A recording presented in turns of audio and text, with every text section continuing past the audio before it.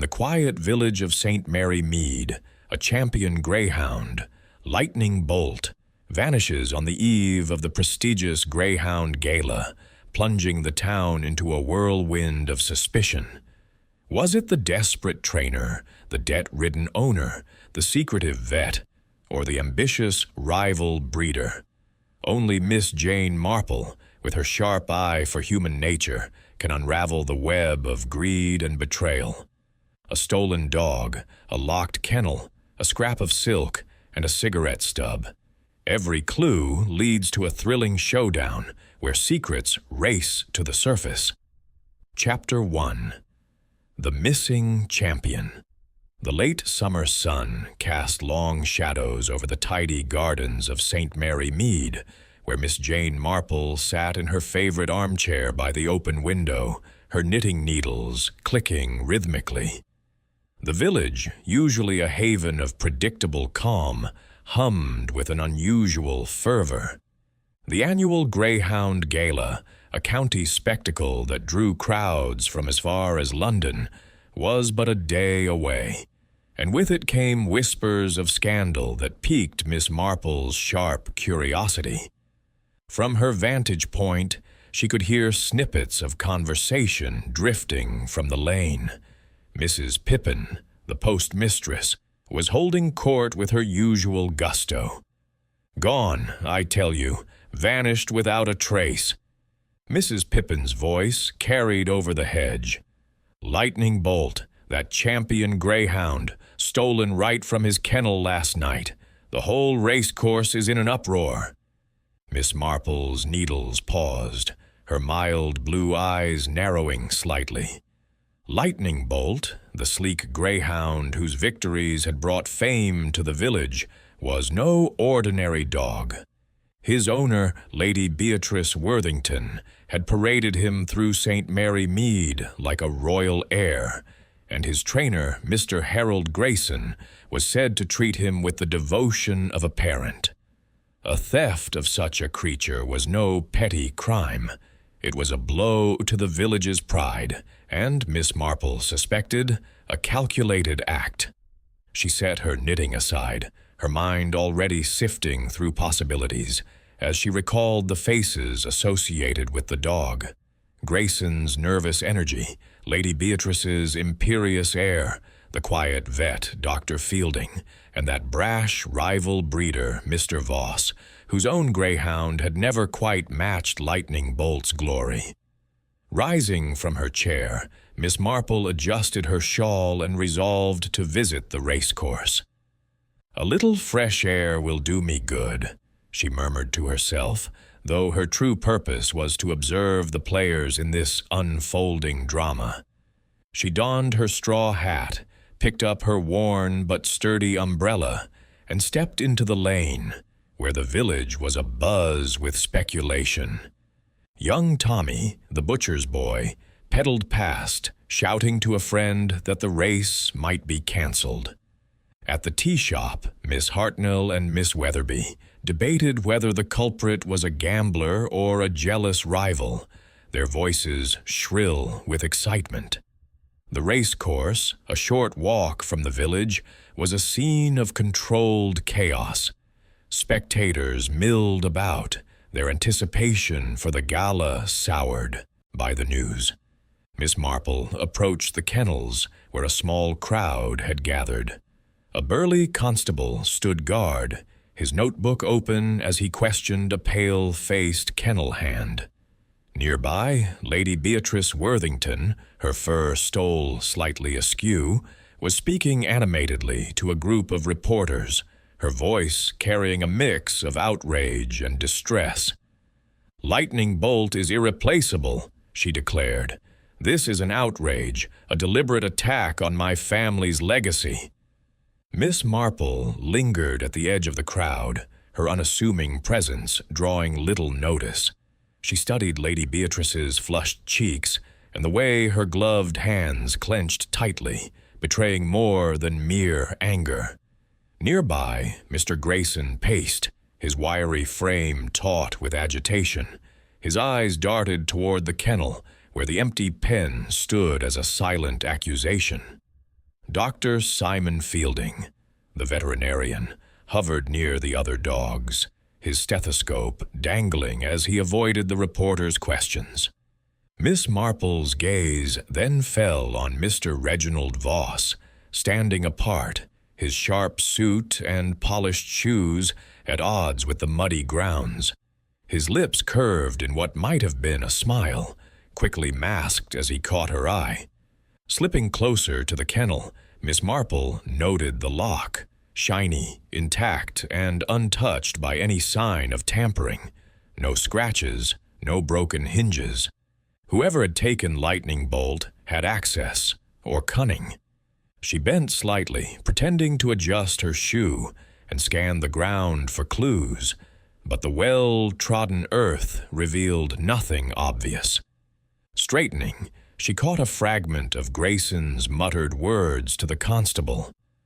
Checked him at midnight, sound asleep. By morning, gone.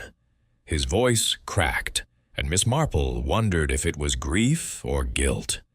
As she strolled back toward the village, her umbrella tapping lightly on the path, Miss Marple's thoughts turned to the human heart, its greed, its envy, its secrets. The Greyhound Gala was more than a race. It was a stage for ambition and rivalry. Someone, she was certain, had seen Lightning Bolt's absence as their gain. Was it Grayson, driven by unpaid wages? Lady Beatrice, hiding a financial scheme? Dr. Fielding, with his access to the kennels? Or Voss, whose thunderclap stood to win if Lightning Bolt was out of the running? Her lips curved in a faint smile. The truth, she knew, lay in the small things, the glance, the hesitation, the misplaced word. And Miss Marple, with her knack for noticing, would find it. Chapter 2. The Scene of the Crime. Miss Jane. Marple, her straw hat tilted against the morning sun, made her way to the race course with the measured steps of one who knew haste revealed little.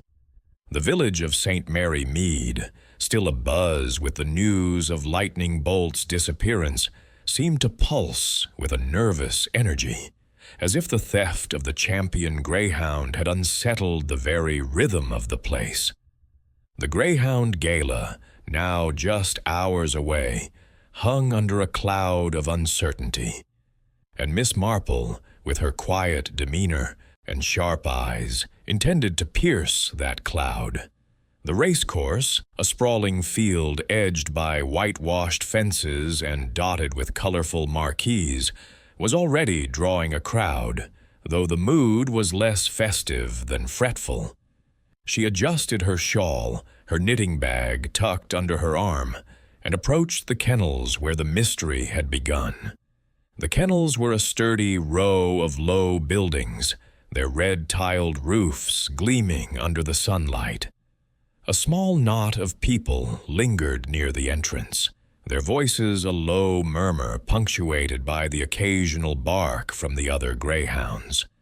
A young constable, his helmet slightly askew, stood at the door, his pencil hovering over a well-worn notebook as he tried to maintain order. Miss Marple noted his flushed cheeks and the way his eyes darted nervously toward the crowd, as if he sensed the weight of their expectations. Beyond him, the kennel where Lightning Bolt had slept was cordoned off with a makeshift rope, a silent testament to the crime. Miss Marple slipped past the onlookers, her unassuming presence allowing her to blend into the scene like a familiar piece of furniture. She paused near the kennel entrance, her gaze sweeping over the structure. The door was solid oak, its brass lock gleaming with a polish that suggested recent care. No scratches marred its surface, no splinters indicated a forced entry. The hinges, too, were intact, their screws firmly in place. Whoever had taken Lightning Bolt had not resorted to brute force. They had either a key or a subtler method. Miss Marple's lips pursed slightly, her mind turning to the small details that so often betrayed the guilty. A kennel hand, a lanky youth named Peter, with straw-colored hair and a smudge of dirt on his cheek, was sweeping the path nearby. He glanced up as Miss Marple approached, his broom pausing mid-stroke. "Terrible business, ma'am," he said, his voice tinged with the local burr. "Lightning Bolt was the finest dog here. Never thought someone could just walk off with him." "Indeed," Miss Marple replied, her tone gentle but probing. "You were here last night, I presume? Did you notice anything unusual?" Peter hesitated, his eyes flickering toward the kennel. "I left at 10, ma'am, after feeding the dogs. Mr. Grayson was still here, checking the locks. Everything seemed right as rain." He shifted his weight, his broom resuming its slow arc. "But this morning, when I came back at 6, the pen was empty. Not a sound, not a trace." Miss Marple nodded, her fingers brushing the handle of her umbrella. "And the other dogs, were they disturbed?" "Not a peep," Peter said, shaking his head. "They're all accounted for, just Lightning Bolt gone. Makes no sense, ma'am. That dog's worth a fortune." A fortune, Miss Marple thought, her mind cataloging the word. Money, as she well knew, was a motive that threaded through many a mystery. She thanked Peter and moved closer to the kennel, her eyes scanning the ground. The earth was hard-packed, trodden by countless boots, but near the base of the door, she noticed a faint smudge, a half-moon of mud, as if someone had stepped carelessly. It was too indistinct to be certain, but she filed it away, her memory as meticulous as her knitting patterns. The crowd parted slightly, and Miss Marple caught sight of Lady Beatrice Worthington, her fur stole now draped over one shoulder, her face a mask of indignation as she addressed the constable. "This is an outrage, young man," she said, her voice carrying the authority of her station. "Lightning Bolt is not just a dog. He is the pride of Worthington Hall. I demand you find him before the race begins." The constable, clearly out of his depth, mumbled something about ongoing inquiries. Miss Marple observed Lady Beatrice's posture, rigid, almost theatrical, as if she were playing to an audience. Yet there was a tremor in her gloved hand, a fleeting sign of something deeper than anger. Fear, perhaps? Or guilt? Miss Marple's eyes narrowed, her thoughts drifting to the Worthington family's rumored financial troubles, whispered about in the village tea shop. A champion greyhound was a valuable asset, but also a target.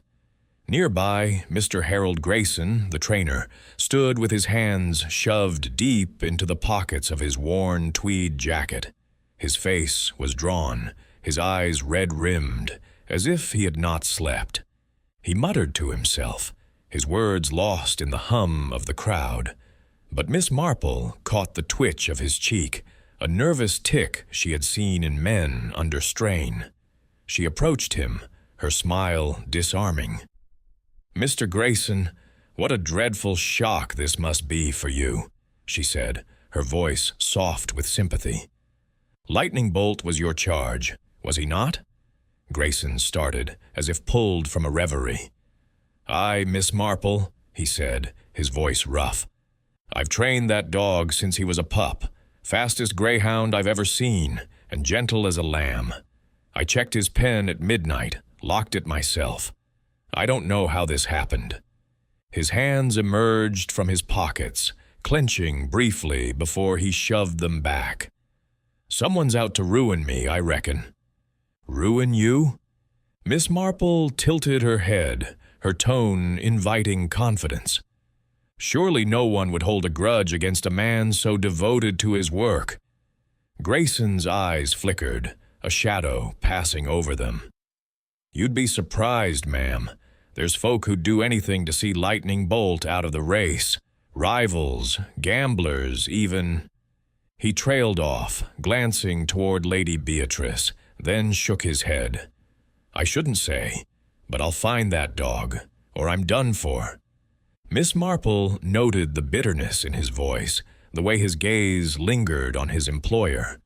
A dispute, perhaps? She recalled Mrs. Pippin's gossip about Grayson's unpaid wages, a grievance that might fester into something darker. She thanked him and moved on, her umbrella tapping lightly as she circled the kennel. Dr. Simon Fielding, the veterinarian, was tending to a greyhound in a nearby pen, his movements brisk but precise. His white coat was slightly rumpled, and his spectacles sat low on his nose, giving him a harried air. Miss Marple paused, watching as he murmured soothingly to the dog, his hands steady despite his evident agitation. "Good morning, Doctor." "Fielding," she said, her voice carrying just enough warmth to draw his attention. "You must be terribly busy with all this commotion." Fielding straightened, pushing his spectacles up. "Miss Marple, isn't it?" he said, his tone polite but guarded. "Yes, it's a mess. I examined Lightning Bolt yesterday evening, fit as a fiddle, ready to race, and now this." He shook his head, his fingers tightening around his stethoscope. "I can't make sense of it." "You saw him last evening?" Miss Marple's question was casual, but her eyes were sharp. "Was he quite himself?" "Oh, yes," Fielding replied quickly. "I gave him a routine check, a mild sedative to keep him calm before the big day. Standard procedure, you know." He busied himself with his bag, avoiding her gaze. "I left him sleeping soundly at 9. Miss Marple nodded, her mind catching on the word sedative. A sleeping dog would be easier to move, she thought, but she kept her expression bland. "And you saw nothing unusual when you left? No strangers about?" Fielding hesitated, his fingers pausing on the clasp of his bag. "No, nothing. Just Grayson and the kennel hands, all as it should be." But his voice was too quick, his eyes sliding away, and Miss Marple's instincts stirred. A man with nothing to hide did not fidget so. As she turned to leave, she caught sight of Mr. Reginald Voss, the rival breeder, standing near a marquee, his sharp suit and polished shoes marking him as an outsider to the village's homely charm. He was speaking to a group of betters, his laugh loud and confident, but his eyes scanned the crowd with a predator's focus. When they met Miss Marple's, he offered a nod, his smile thin and calculated. She returned it, her own smile serene, but her mind noted the way he stood apart, as if already claiming victory. Voss's greyhound, Thunderclap, was the favorite to place second to Lightning Bolt, and Miss Marple knew ambition could curdle into something far less sporting. She wandered toward the edge of the racecourse, where the grass gave way to a narrow service path leading to a back gate. The gate, used for deliveries, was rarely locked, a fact she recalled from a conversation with Mrs. Pippin's nephew, who worked as a groundskeeper. She examined it now, noting the latch was slightly ajar, the metal cool under her touch. The ground nearby was softer, less trampled, and she bent to inspect it, her knees protesting only slightly. There, in the dust, was a faint impression, a tire mark, broad and deep, as if a vehicle had paused briefly. Beside it, a small pile of ash suggested a cigarette hastily discarded. Miss Marple straightened, her mind turning to the possibility of a van, a driver, a plan. The crowd was thinning now, the initial shock giving way to speculation and bets on whether the race would proceed. Miss Marple lingered, her eyes drifting back to the kennel. The absence of noise was as telling as any clue. The other dogs, Peter had said, had not barked. A familiar dog, then, or a silent approach? She thought of Grayson's midnight check, Fielding's sedative, Voss's confidence, and Lady Beatrice's trembling hand. Each was a thread in a tapestry she had yet to weave. As she made her way back to St. Mary Mead, her umbrella tapping a steady rhythm, Miss Marple's thoughts were not on the race, but on the people who circled it. Human nature, she knew, was the key to any mystery. Greed, envy, desperation, these were the currents that carried men and women to dark deeds. In her cottage, she would sit by her fire, her knitting needles resuming their dance, and let the pieces settle in her mind. The kennel's lock, the tire mark, the ash, the sedative, they were small things. But Miss Marple had learned long ago that small things could unravel great secrets. Someone had taken Lightning Bolt, and someone, she was certain, would betray themselves before long. Chapter 3. The Trainer's Tale. Miss Jane Marple, her knitting bag tucked under her arm, sat in the cozy parlor of her St. Mary Mead cottage, the fire casting a warm glow across the chintz curtains. The village was still abuzz with the scandal of Lightning Bolt's disappearance, and the greyhound gala, now mere hours away, seemed poised to unravel under the weight of suspicion. Miss Marple, however, was not one to be swayed by the clamor of gossip. She had invited Mr. Harold Grayson, the trainer, for tea, knowing that a quiet setting and a well-placed question could reveal more than a constable's notebook ever might. Her parlor, with its familiar comforts, had a way of loosening tongues, and she intended to listen closely. Grayson arrived promptly at 4, his wiry frame filling the doorway like a man braced against a storm. His tweed cap was clutched in his hands, and his face bore the strain of sleeplessness, his nervous tic more pronounced under the soft light of her lamps. "Miss Marple," he said, his voice gruff but polite. "It's kind of you to ask me over, but I'm at my wit's end with this business." "Sit, Mr. Grayson," she replied, gesturing to a cushioned chair by the tea table. "A cup of tea does wonders for the nerves, and you've had a dreadful shock." She poured from her best china pot, the steam curling upward as she handed him a cup. Her eyes, mild but piercing, noted the way his fingers tightened around the saucer, betraying a tension he could not quite mask.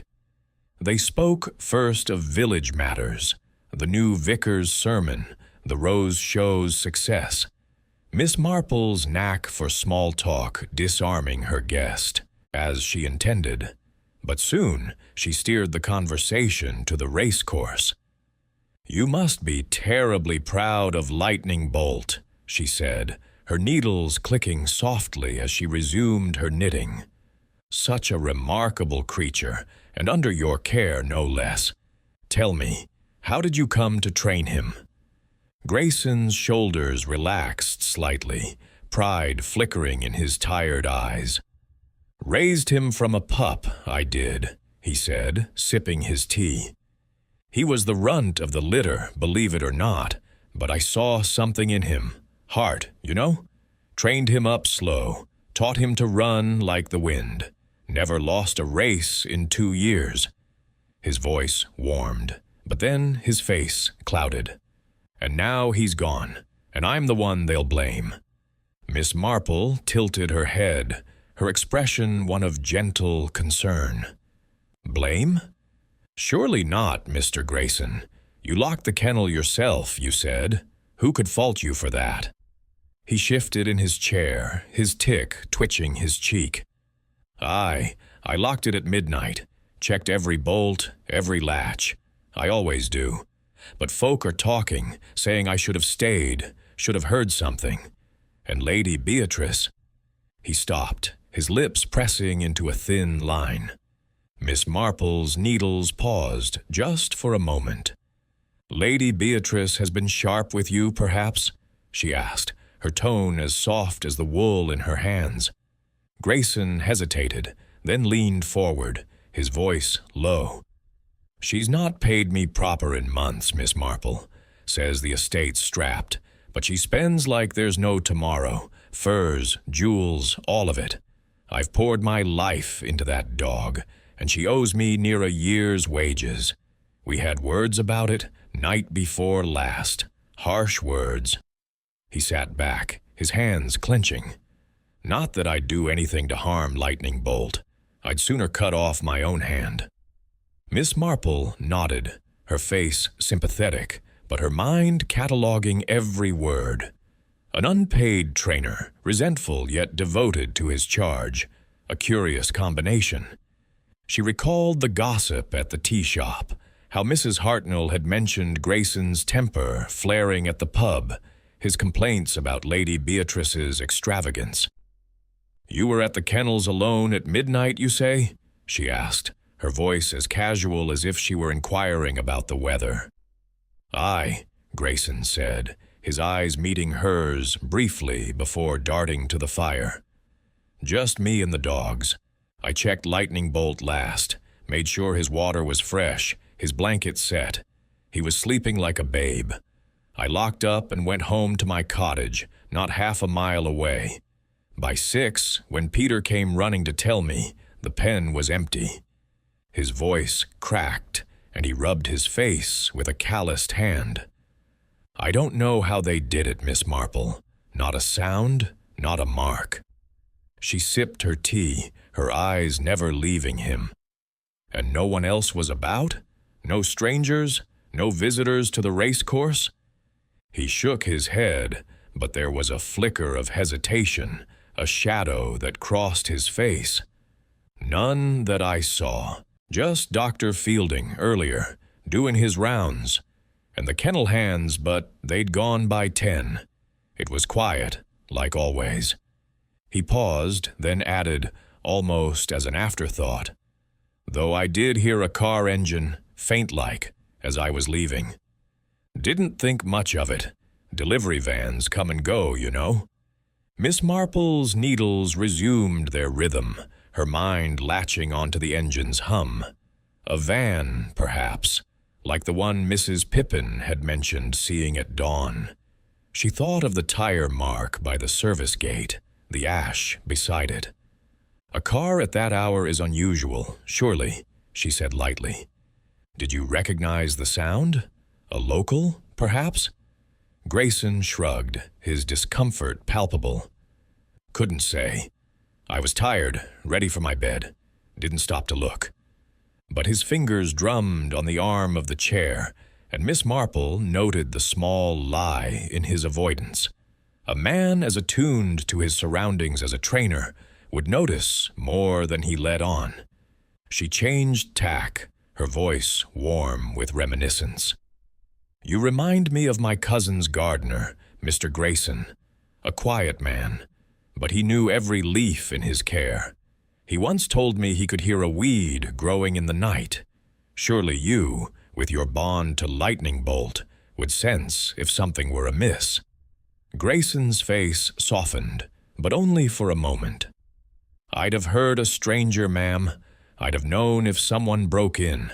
That's what makes it so queer.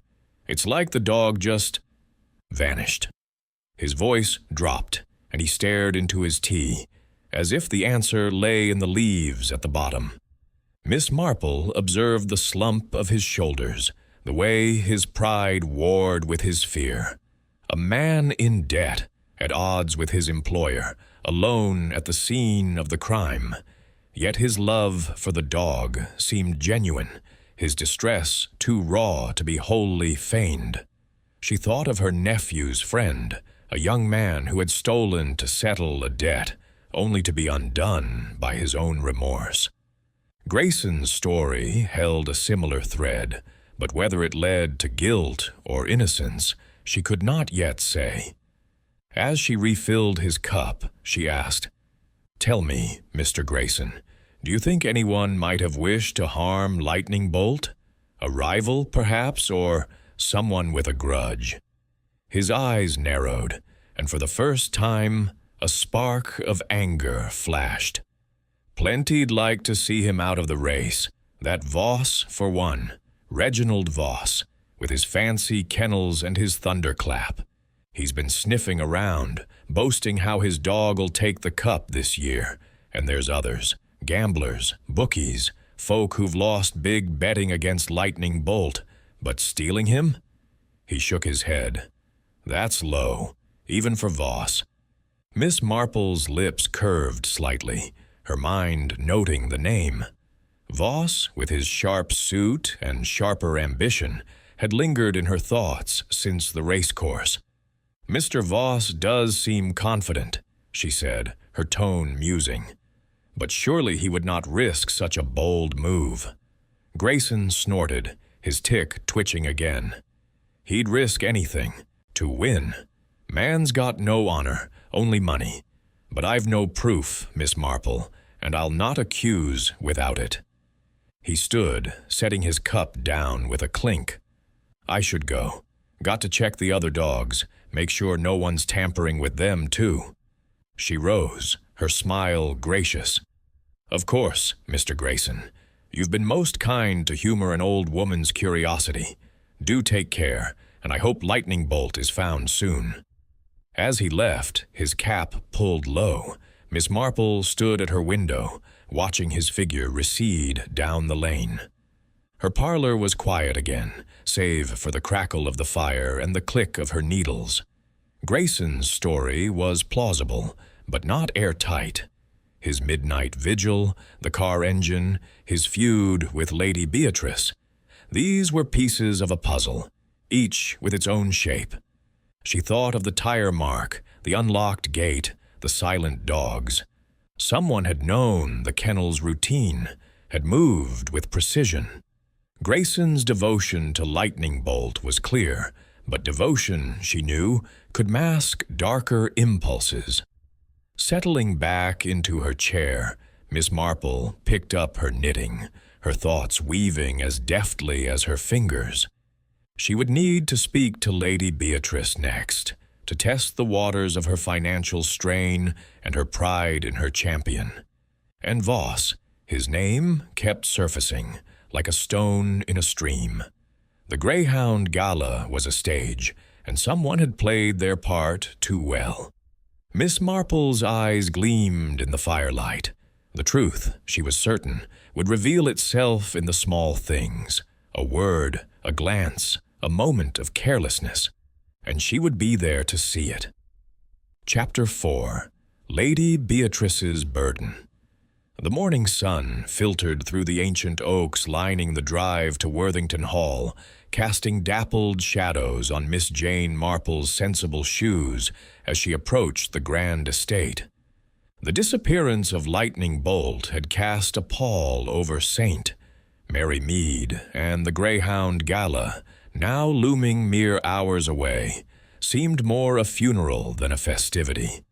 Miss Marple, her knitting bag swinging lightly at her side, had secured an invitation to call on Lady Beatrice Worthington under the guise of offering condolences for the loss of her prized greyhound. In truth, her visit was driven by a quiet certainty that the lady's distress held clues to the mystery, if only she could coax them out. Worthington Hall stood as a monument to faded glory, its stone facade weathered but proud, its windows gleaming with a polish that spoke of effort rather than wealth. Miss Marple was ushered into the drawing room by a nervous maid, whose hurried curtsy suggested the household was as unsettled as the village. The room was a study in opulence, stretched thin. The velvet drapes were heavy but frayed at the edges, the mahogany furniture polished to a mirror shine yet bearing the scars of age.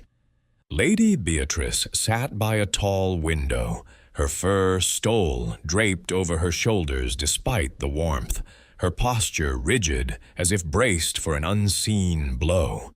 Her face, handsome in a severe way, was pale, and her eyes, though sharp, betrayed a flicker of unease as she greeted her guest.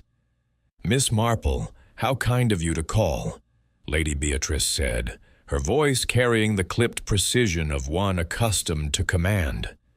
"This is a dreadful time for us. Lightning Bolt was more than a dog. He was the heart of Worthington Hall."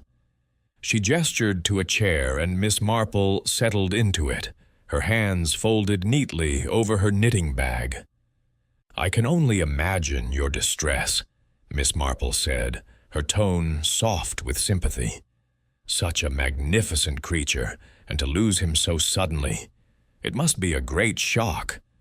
She paused, her mild blue eyes watching as Lady Beatrice's fingers tightened on the arm of her chair. "A shock, yes," Lady Beatrice replied, her voice catching slightly. "And an outrage. Someone has struck at my family deliberately, Miss Marple. Lightning Bolt's victories kept us afloat, you see. Without him, the gala is a mockery." Her gaze drifted to a portrait above the fireplace, a stern-faced ancestor whose eyes seemed to judge the room's decline.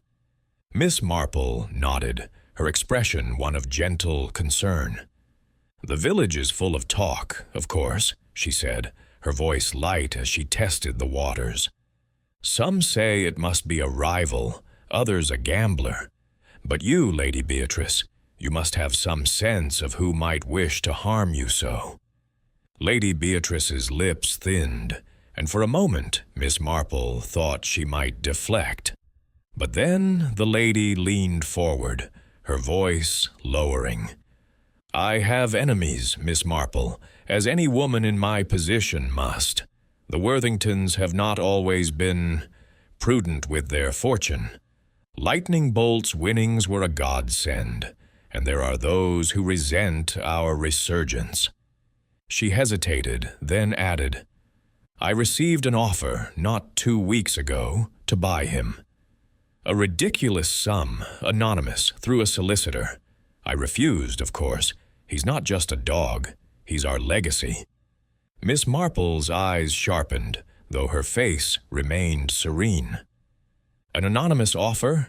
How curious. Did the solicitor give no hint of the buyer?" "None," Lady Beatrice said, her tone sharp. "Some city type. I assumed, looking to profit off the races, but I told them Lightning Bolt was not for sale, not at any price."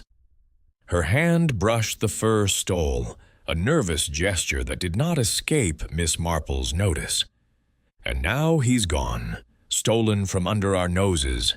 It's no coincidence, I'm sure of it." The maid entered with a silver tea tray, setting it down with a clatter that betrayed her unease. Miss Marple thanked her, noting the girl's quick glance at her mistress before retreating. As she poured the tea, Miss Marple's mind turned to the offer, a bold move, and one that suggested a motive beyond mere rivalry. "You must have suspicions, Lady Beatrice," she said, handing over a cup. "Someone with access to the kennels, perhaps, or a rival who stood to gain." Lady Beatrice sipped her tea, her eyes narrowing. "Reginald Voss, that odious man, has been insufferable. His thunderclap is no match for Lightning Bolt, and he knows it. I've seen him at the racecourse, watching my dog with a look I didn't trust, and he's made no secret of his ambition to dominate the gala." She set her cup down with a sharp click. "But I've no proof, only instinct." Miss Marple's needles clicked softly as she drew a skein of wool from her bag, her hands moving with the ease of habit. "Instinct is often a guide," she said, her tone musing. "I recall a case in the village, years ago, when a farmer's prize bull vanished before a show. It was a neighbor, envious of his success, who'd hidden it in a barn. The smallest clue, a bit of straw on a boot, gave him away." She smiled faintly, watching Lady Beatrice's reaction. The lady's face tightened, and she rose, pacing to the window. "If only it were so simple," she said. "The kennel was locked, Miss Marple. Grayson swears he checked it at midnight, and Dr. Fielding saw to the dog's health earlier. No one could have entered without a key, unless... She stopped, her hand clutching the curtain. Unless someone within the household was involved, Miss Marple finished gently, her voice barely above a whisper. Lady Beatrice turned, her eyes flashing. I trust my staff implicitly. Grayson may be rough, but he's devoted to Lightning Bolt. And Dr. Fielding? Well, he's been our veterinarian for years. I can't believe either would betray me. But her voice wavered, and Miss Marple noted the doubt that flickered beneath her certainty. They spoke for a time of lighter matters, the gala's preparations, the village's excitement. But Miss Marple steered the conversation back to the night of the theft. "You were at home, I presume, when it happened?" she asked, her tone as casual as if she were inquiring about the roses in the garden. Lady Beatrice nodded, returning to her chair. "I dined here, alone, then retired early. The household was quiet as always. I heard nothing until Grayson's boy came at dawn, frantic about the dog. Her fingers toyed with a pearl brooch, a gesture Miss Marple recognized as one of distraction. And no visitors, no unusual sounds?" Miss Marple pressed, her eyes soft but unyielding. "A car, perhaps? Or footsteps in the night?" Lady Beatrice frowned, her brow creasing. "Now that you mention it, I did hear something. A low rumble, like an engine, well past midnight. I thought it was a delivery, perhaps, or a guest leaving late. Worthington Hall is near the road, you know." She shook her head. It seemed unimportant at the time. Miss Marple's needles paused, her mind latching onto the engine's echo, so like the one Grayson had mentioned. A coincidence, or a thread to follow. She thought of the tire mark by the service gate, the ash beside it. And now this. A sound in the night, heard by both trainer and mistress. "You've been most helpful, Lady Beatrice," she said, rising with a smile. "I'm sure the constable will find Lightning Bolt soon, and the gala will go on as planned." Lady Beatrice's expression softened, though her eyes remained troubled. "You're very kind, Miss Marple. I only hope you're right." She saw her guest to the door, her fur stole slipping slightly as she waved farewell. As Miss Marple walked back to St. Mary Mead, her umbrella tapping the path, her thoughts were a tangle of impressions. Lady Beatrice's pride was as real as her fear, but there was a brittleness to her, as if the weight of Worthington Hall's decline pressed harder than she admitted. The anonymous offer for Lightning Bolt was a new piece, one that suggested a deeper game, perhaps a rival like Voss, or someone else entirely, with motives yet unseen. The engine in the night, heard by 2 witnesses, pointed to a vehicle, perhaps the van Mrs. Pippin had glimpsed at dawn, and the locked kennel, untouched, hinted at complicity within the inner circle. Back in her cottage, Miss Marple settled by the fire, her knitting resuming its steady rhythm. Lady Beatrice's story, like Grayson's, was plausible, but incomplete. The offer, the engine, the locked door, these were fragments of a pattern, and Miss Marple knew patterns, whether in wool or human nature, always revealed their maker. She would need to speak to Dr. Fielding next, to test his account of the sedative and his presence at the kennels. And Voss, with his ambition and his smirk, loomed larger in her thoughts. The truth, she felt, was close, hidden in the small things. A glance, a pause, a lie too carefully told. Her needles clicked on, weaving the mystery as surely as her wool. Chapter 5. The vet's secret Miss Jane Marple, her straw hat shielding her from the midday sun, made her way to the racecourse clinic, a modest building tucked behind the grandstands where the bustle of the greyhound gala preparations continued despite the shadow cast by Lightning Bolt's disappearance. The village of St. Mary Mead was alive with speculation, each whispered theory more outlandish than the last. But Miss Marple paid little heed to such chatter. Her focus was on Dr. Simon Fielding, the veterinarian whose brisk manner and fleeting glances at the kennels had stirred her curiosity. A man with access to the dogs and a sedative in his bag warranted closer scrutiny, and Miss Marple, with her knack for coaxing truths from the reluctant, intended to observe him in his own domain. The clinic was a small, whitewashed structure, its interior cool and smelling faintly of antiseptic and straw. Rows of shelves held vials and instruments, their labels neatly inscribed, and a narrow examination table stood at the center, where Dr. Fielding was tending to a greyhound with a bandaged paw. His white coat was creased, his spectacles slipping down his nose, and his movements, though precise, carried a tension that Miss Marple noted as she knocked lightly on the open door. "Dr. Fielding," she said, her voice warm with the deference of an elderly villager. "I hope I'm not interrupting. I was passing and thought to see how the other dogs are faring after such a dreadful event." Fielding looked up, startled, his hands pausing mid-motion as he adjusted the bandage. "Miss Marple," he said, pushing his spectacles up with a quick gesture. "No interruption at all. Just a sprain here, nothing serious." He patted the greyhound, who whined softly, and gestured to a wooden chair by the wall. "It's kind of you to take an interest. This business with Lightning Bolt has us all on edge." Miss Marple settled into the chair, her knitting bag resting on her lap. "Quite so," she said, her eyes soft but watchful.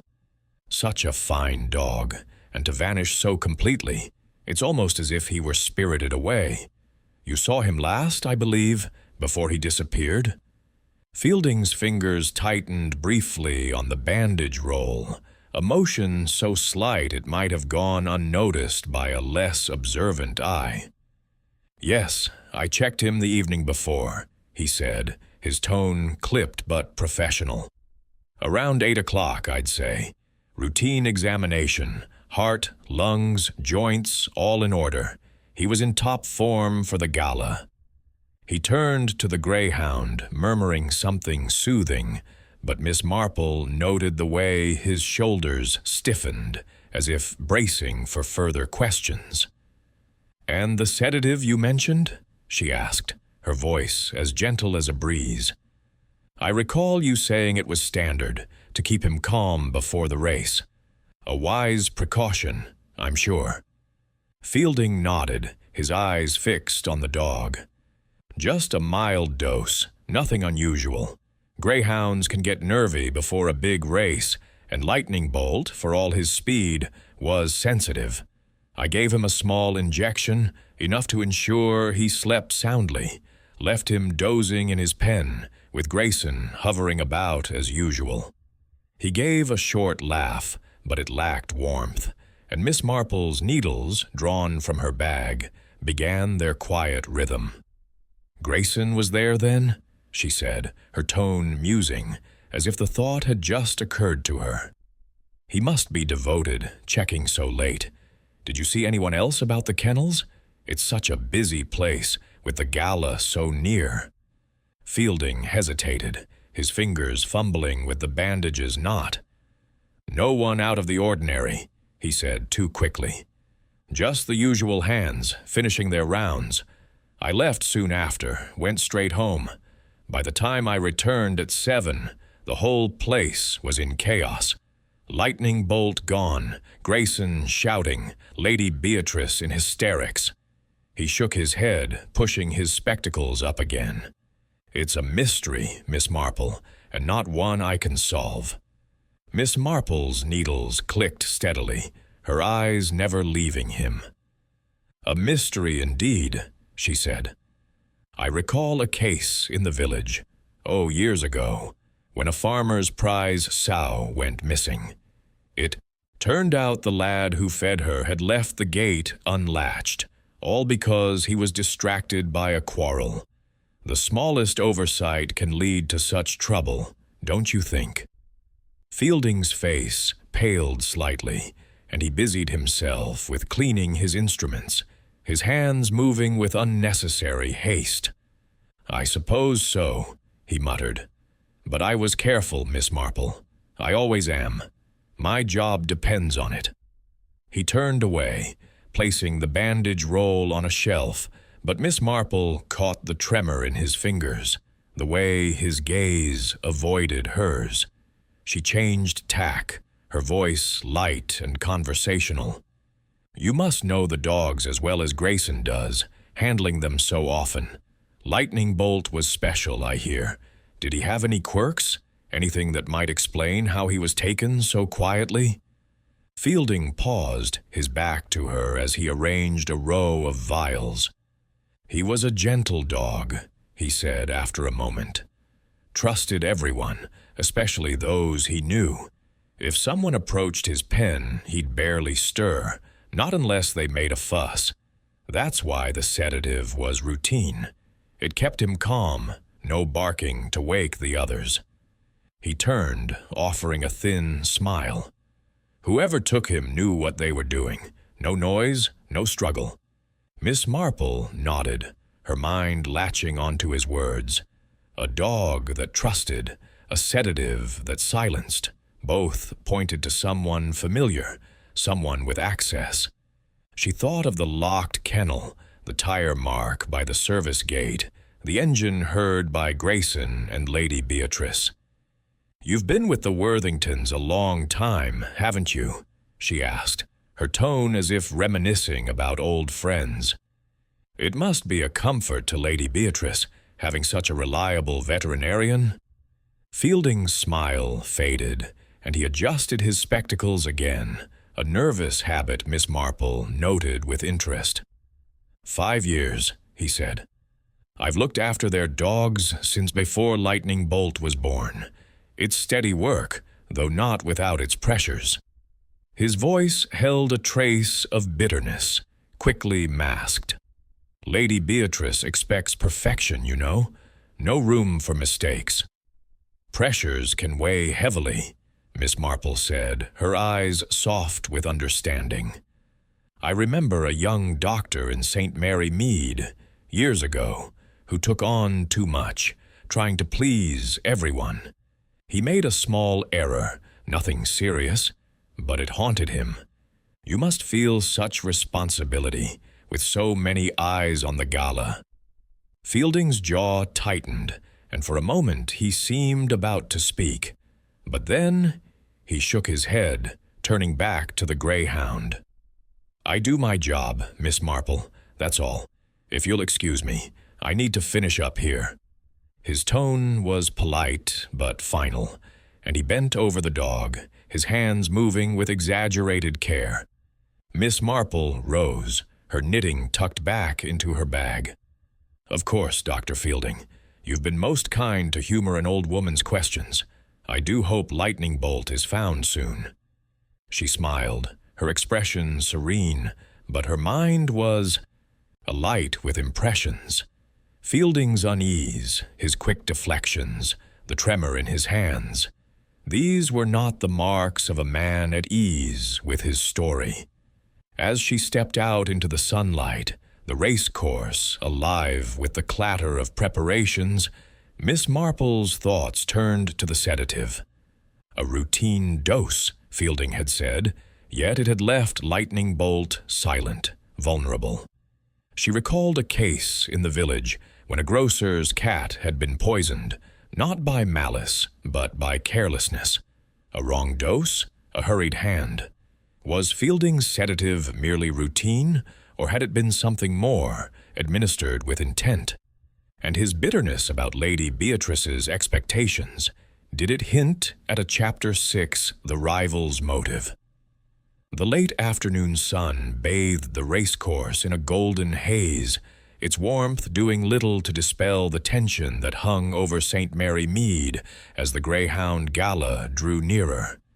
Miss Jane Marple, her umbrella tapping lightly on the gravel path, made her way toward the Grand Marquis, where Mr. Reginald Voss, the rival breeder, was hosting a pre-race party. The invitation, extended through a village acquaintance, was a stroke of fortune, for Miss Marple knew that such gatherings, with their loosened tongues and unguarded glances, often revealed more than careful interrogations. Voss, with his sharp suits and sharper ambitions, was a figure of growing interest in her quiet unraveling of Lightning Bolt's disappearance, and she intended to observe him closely.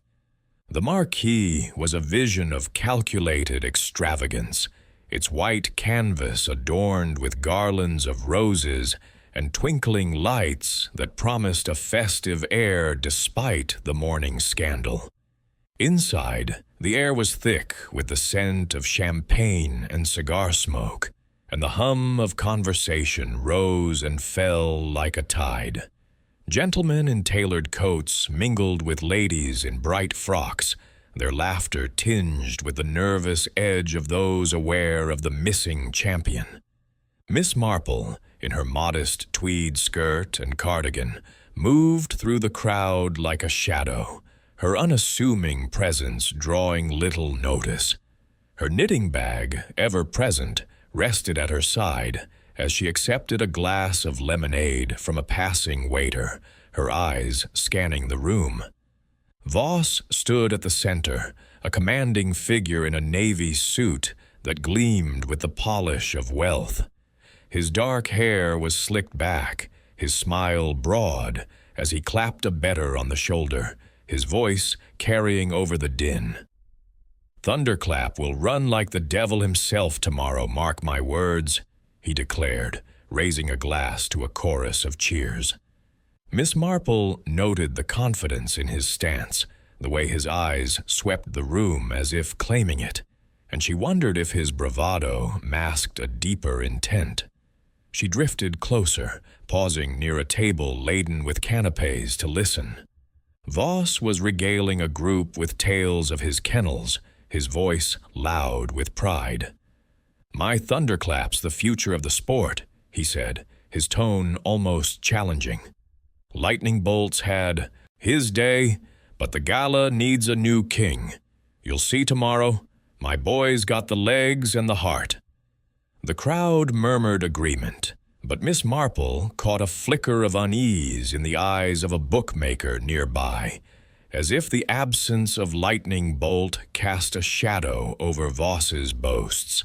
Slipping into a conversation with Mrs. Clement, the vicar's wife, Miss Marple kept Voss in her peripheral vision. "Mr. Voss seems very sure of himself," she remarked, her voice mild as she sipped her lemonade. "One would think he knows something the rest of us do not." Mrs. Clement, her cheeks flushed from a glass of sherry, leaned closer. "Oh, he's always been cocksure, that one," she whispered. "Came to the village 2 years ago, bought up that big estate near the racecourse, and hasn't stopped crowing since. But I heard from Mrs. Pippin that he was at the kennels last week, asking questions about Lightning Bolt's training. Bold as brass," she said. Miss Marple's lips curved slightly, her mind filing away the detail. "Questions, you say? How curious. And where was he, I wonder, when the dog vanished?" Mrs. Clement's eyes widened, delighted to share the gossip. "Well, he claims he was dining with clients in town, some fancy restaurant, till late. But no one's confirmed it, and you know how people talk. Tommy, the butcher's boy, swears he saw Voss's car near the racecourse at dusk, though he couldn't be sure." She lowered her voice. "If you ask me, He's got the motive. Thunderclap's never beaten Lightning Bolt, and Voss hates coming second. Miss Marple nodded, her expression one of polite interest, but her thoughts were racing. A car at dusk, an engine at midnight, a van at dawn. The threads were weaving together, though the pattern remained elusive. She excused herself and moved toward Voss, who had just finished a toast. "Mr. Voss," she said, her voice soft but clear, "what a splendid party. You must be thrilled about the gala, though this business with Lightning Bolt is such a pity." Voss turned, his smile practiced but his eyes sharp as they assessed her. "Miss Marple, isn't it? A pleasure. Yes, it's a shame about the dog, but the race must go on. Thunderclap's ready to shine, and I've no doubt the crowd will see something special tomorrow." His tone was smooth, but Miss Marple caught the edge in it, as if he relished the absence of his rival. "Indeed," she said, her eyes meeting his with a disarming calm. "Lightning Bolt's disappearance must be a relief to some, though I'm sure you'd rather win fairly. Where were you, if I may ask, when the theft occurred? The village is so full of talk, one can hardly keep up." Voss's smile tightened, and he took a sip of champagne, his fingers gripping the glass a fraction too tightly. "I was dining in town, Miss Marple, with some business associates. A late night, I'm afraid. Didn't get back till well past 1. By then, the deed was done, or so I hear." He shrugged, but his eyes flicked to the side, as if checking for eavesdroppers. Miss Marple's needles, drawn from her bag, began their quiet dance. "How unfortunate," she said. "A man of your standing must have many demands on his time. Your kennels are so close to the racecourse, aren't they? It must be convenient for checking on your dogs." Voss's jaw twitched, but his smile held. "Very convenient," he said. "Though I leave the daily work to my staff. I was nowhere near the racecourse last night, if that's what you're wondering." His laugh was forced, and Miss Marple noted the way. His hand brushed the pocket of his suit, as if checking for something. She nodded, her expression serene. "Of course. I only thought, with your expertise, you might have noticed something amiss. I recall a case in St. Mary Mead, when a merchant's horse was stolen before a fair. The thief was a rival who knew the stables too well. It's often those closest who see the opportunity."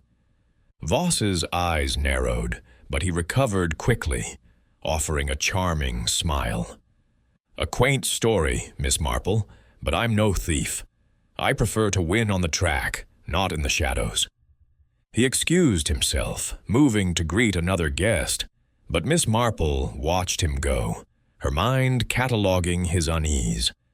As the party continued, she drifted among the guests, her ears attuned to snippets of conversation. A bookmaker mentioned Voss's heavy bets on Thunderclap, more than usual, as if he were certain of victory. A groundskeeper grumbled about Voss's staff parking near the service gate, clogging the path. Miss Marple's thoughts turned to the tire mark she'd seen, the ash beside it, the engine heard in the night. Voss's alibi, unconfirmed, was a weak thread, and his proximity to the racecourse made him a figure of interest. She left the marquee as the sun dipped low, her umbrella tapping a steady rhythm on the path back to St. Mary Mead. The party had been revealing, not in what Voss said, but in what he did not. His confidence bordered on arrogance, his alibi too polished, his glance too wary.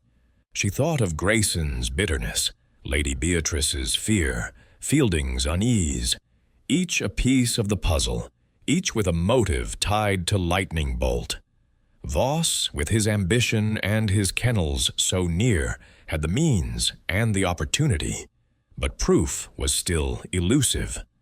Back in her cottage, Miss Marple settled by the fire, her knitting resuming its familiar cadence. The gala loomed, and with it, the chance to test her suspicions. She would need to verify Voss's alibi, to probe the bookmaker's claims, to see if the service gate held more clues. The truth, she knew, lay in the small things. A lie too smooth, a glance too quick, a bet too bold. Her needles clicked on, weaving the mystery as surely as her wool, and Miss Marple felt the pattern beginning to take shape. Chapter 7. A Village Whisper. The soft glow of evening settled over St. Mary Mead, its cottages bathed in the twilight hues of late summer as Miss Jane Marple made her way to the post office, her umbrella tapping a gentle rhythm on the cobblestones. The village, though outwardly calm, thrummed with the undercurrent of gossip that had swelled since Lightning Bolt's disappearance. The Greyhound Gala, now mere hours from its opening, was the talk of every hearth and shop, and Miss Marple, with her unerring instinct for the currents of human nature, knew that the post office, under the stewardship of the loquacious Mrs. Pippin, was the heart of such whispers. She intended to listen, for in the chatter of the village, truths often slipped out unawares. The post office was a small, cluttered space, its counter strewn with letters and parcels, its air heavy with the scent of ink and wax. Mrs. Pippin, a stout woman with a penchant for bright scarves and brighter tales, was sorting mail with a vigor that belied her years. A handful of villagers lingered, their voices low but animated, and Miss Marple, entering with a polite nod, was greeted with the warmth reserved for a familiar fixture. "Miss Marple," Mrs. Pippin exclaimed, her eyes gleaming with the promise of news. "You've come at just the right moment. The whole village is in a tizzy over that poor dog." Miss Marple smiled, setting her knitting bag on the counter. "So I've heard, Mrs. Pippin," she said, her tone gentle but inviting. "It's a dreadful business, isn't it? I was just at Mr. Voss's party, and the talk there was all of Lightning Bolt. Have you heard anything new?" Mrs. Pippin leaned forward, her scarf slipping slightly, as she lowered her voice to a conspiratorial whisper. "Oh, plenty, Miss Marple. Just this morning, I saw a van. Queer thing it was, all dark and unmarked, parked near the racecourse at dawn. I was out early, fetching milk from the dairy, and there it was, idling by the service gate. The driver was a shadow, mind you, didn't show his face, but it gave me a chill. I told young Tommy, the butcher's boy, and he says he's seen odd comings and goings there all week." Miss Marple's eyes sharpened, though her expression remained serene. "A van at dawn, you say? How curious. And no one saw who was driving?" Her mind flicked to the tire mark she had noted by the service gate, its broad tread matching Mrs. Pippin's tail, and the faint ash beside it, perhaps from a cigarette smoked in haste. "Not a soul," Mrs. Pippin said, shaking her head. "But Tommy's got a sharp eye, and he's been talking. Says he saw Dr. Fielding arguing with a man near the kennels a few days back. Looked like Mr. Voss," he thought, though it was getting dark. Heated, it was, all hushed voices and sharp gestures. Tommy didn't catch the words, but he swears it wasn't friendly. Miss Marple's needles, drawn from her bag, began their quiet dance, the click a soft counterpoint to the postmistress's tale. "An argument between Dr. Fielding and Mr. Voss? That's most interesting," she said, her voice musing. "I wonder what could have caused such a disagreement. Dr. Fielding seems such a reserved man." Mrs. Pippin snorted, her hands pausing on a stack of envelopes. "Reserved, maybe, but he's been jumpy lately. My cousin's girl who cleans at the clinic says he's been locking his office door, even when he's there." And she found a bottle of something, medicine, she thought, tucked behind his desk, not on the shelves with the rest. Odd, don't you think? Miss Marple nodded, her mind turning to the sedative Fielding had administered to Lightning Bolt. A bottle hidden away suggested care, or perhaps concealment. "Very odd," she said. "And Tommy's sighting, when did he see this argument?" "Tuesday, I think," Mrs. Pippin replied, her brow creasing. "Yes, Tuesday evening, just before dusk.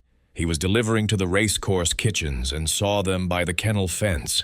He didn't think much of it till the dog went missing, but now everyone's talking." She leaned closer, her voice dropping further. "Some say Voss might have paid someone to take Lightning Bolt, to give his thunderclap a chance. He's been betting heavy, you know, more than he ought." At that moment, Tommy himself appeared, his cap askew and his cheeks flushed from a brisk ride on his bicycle. "Evening, Miss Marple," he said, tipping his cap. "Mrs. Pippin telling you about the van? I saw it too, same as her, though I didn't get a good look. But that row between Dr. Fielding and Mr. Voss, I'd swear it was him.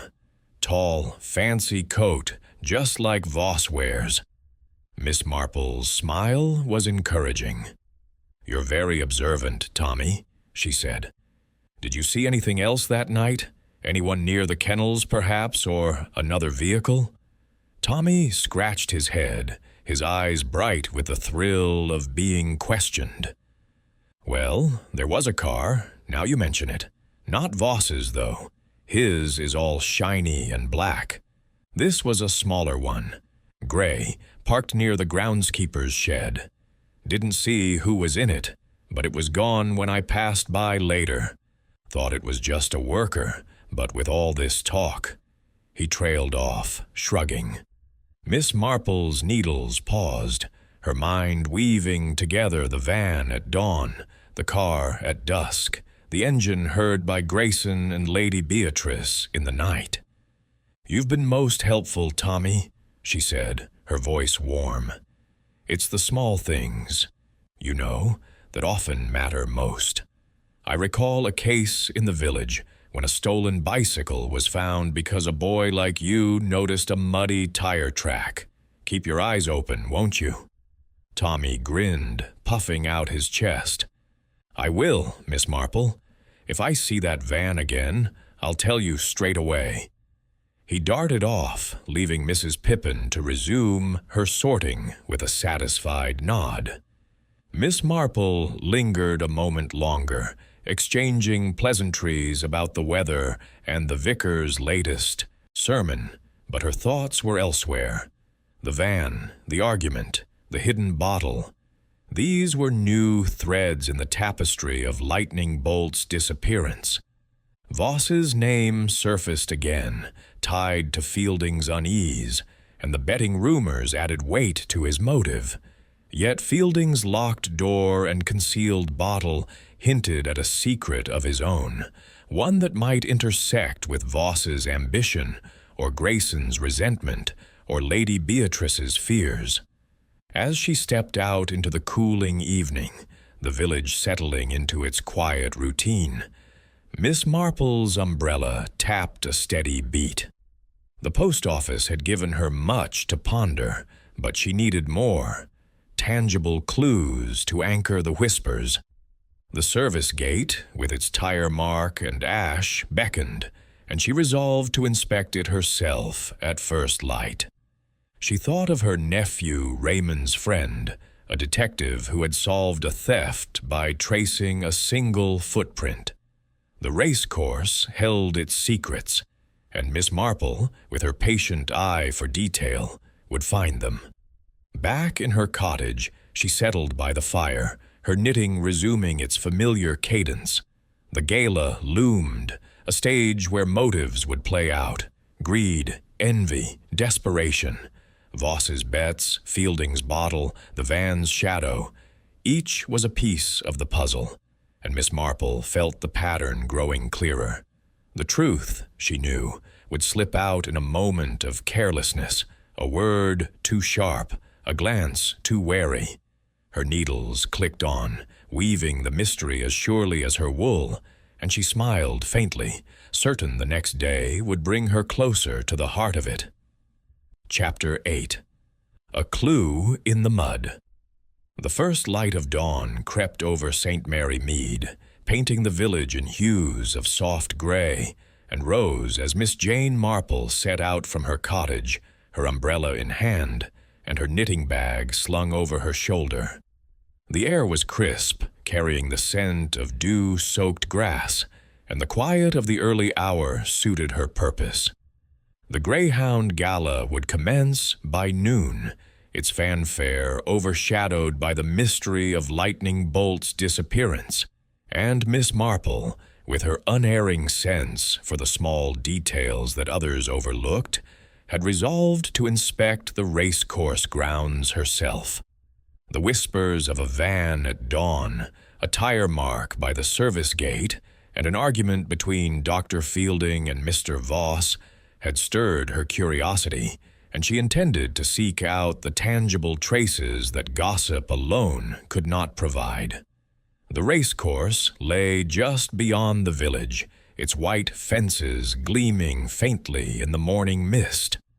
The grounds were still, save for the occasional call of a groundskeeper or the distant bark of a greyhound roused early. Miss Marple made her way toward the kennels, her steps measured but purposeful, her eyes scanning the path for anything amiss. The service gate, mentioned by Mrs. Pippin and hinted at in Tommy's tales, was her destination, a seldom-used entrance tucked behind a copse of elms, where deliveries arrived and where, she suspected, a thief might have slipped through unnoticed. As she approached, the gate came into view, its iron frame rusted at the edges but sturdy, its latch hanging loose as she had noted before. The ground nearby was softer than the main paths, less trodden by the crowds, and Miss Marple bent to examine it, her knees protesting only slightly as she lowered herself. There, in a patch of mud undisturbed by yesterday's bustle, was the tire mark she had glimpsed before, a broad, deep groove, its edges crisp in the damp earth. It was no casual track.